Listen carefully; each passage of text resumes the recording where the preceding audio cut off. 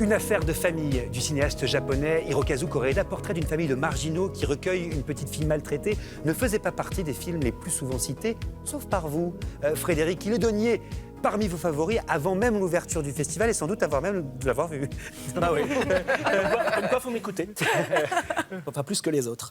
Oui, évidemment, mais parce que Koreeda, c'est un très grand cinéaste. Je suis toujours un peu embêté parce qu'on a toujours l'impression que Koreeda, c'est toujours la petite musique, la même petite musique, la petite histoire familiale, c'est gentillet. Et en fait, c'est un cinéaste qui construit une œuvre film après film. Je ne suis pas un exégète de Koreeda, mais il y a des variations, évidemment, sur un même thème, comme un jazzman ferait des variations sur un même thème. Et ce qui est extraordinaire chez lui, c'est qu'en plus, son œuvre, c'est un work in progress. Si vous regardez ce film dont on a parlé au Cercle il y a très peu de temps, qui s'appelait The Third Murder, qui est un polar, il a appris des choses dans ce film, il a découvert des choses dont il a usé dans ce film aussi, qui est à mon avis un de ses films les plus accomplis, qui est extraordinaire à tous les niveaux, en fait. Regardez le visage de ces enfants, il est un peu inquiet, ils n'ont pas l'air subjugués par ces petits poissons avec lesquels ils jouent. Non, la caméra à hauteur d'enfant, regardez, filme le père, avec ses béquilles, qui est là, ils ont l'air plutôt inquiets ou alors attentifs à ce qui se passe, attentifs à la mise en scène. Regardez, on voit même comme le petit garçon demande à sa sœur de rentrer dans un jeu. La caméra est donc toujours à cette même hauteur, elle sera toujours à ce point de vue-là. Et là, vous allez voir, le père va chercher le vendeur. Et à partir du moment où il rentre dans le champ, eh bien, regardez, les enfants ont déjà une organisation totale de ce qu'ils vont faire. Et pour faire, en fait, simplement une séance de pêche en famille, eh bien voilà, il a fallu passer par une mise en scène un peu élaborée jusqu'à ce que la petite fille, vous voyez, débranche le système d'alarme. C'est la taylorisation du vol, c'est l'organisation familiale du larcin, de la débrouille. Évidemment, pour se laisser pour compte, il faut constamment se réorganiser, réinventer la manière de survivre. Et c'est un film qui, sous l'air encore de cette petite musique dont on parlait, est un film très impertinent à la fois vis-à-vis de la famille, qui est quand même une institution sacrée au Japon, et évidemment vis-à-vis des invisibles et de ceux qu'on ne filme pas jamais. Le Japon est assez embarrassé par cette Palme d'Or.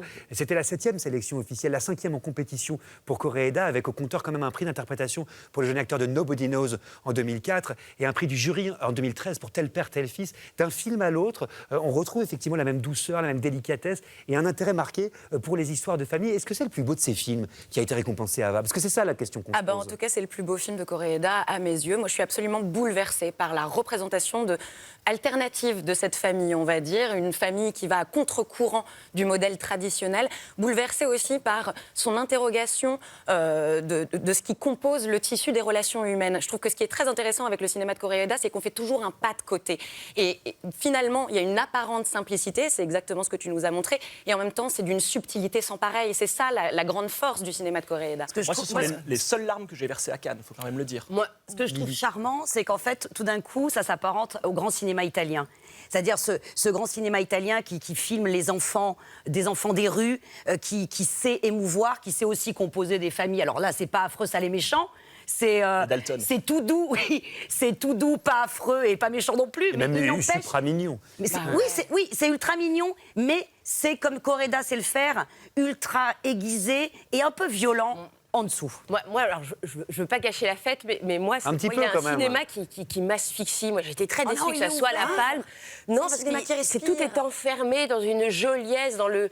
Il y a tous les motifs japonais qui sont surexploités. J'ai l'impression de tout le temps voir le même film recyclé, hors du monde, déconnecté. C'est la nuance déconnecté du réel. Il décale un peu, il y a quand même une violence au cœur de cette représentation. Il décale un peu, mais regarde, même son dernier Deuxième partie, film... je vois un peu ça quand même, justement. Moi, c'est là où il m'a surpris. Dans la première partie, moi, je te rejoignais assez. Et sur la deuxième, je trouve que justement arrive un point de vue des sous-intrigues qu'on va pas révéler ici, mais qui tordent un petit peu ce qu'il fait d'habitude et qui le rendent beaucoup plus fort. Mais il manque le point de démence lacanien pour que moi je tombe amoureuse de lui. Je sais pas à quel moment ça peut dérailler. Toute la famille au bord de la mer. Instantané du bonheur et en fait ça bascule dans autre chose. C'est-à-dire que derrière le bonheur, il y avait en fait tout autre chose. T'as raison de parler de scènes parce qu'il y a des scènes incroyables. Il faut dire quand même les scènes incroyables, moi qui me restent quand je reviens du festival de Cannes.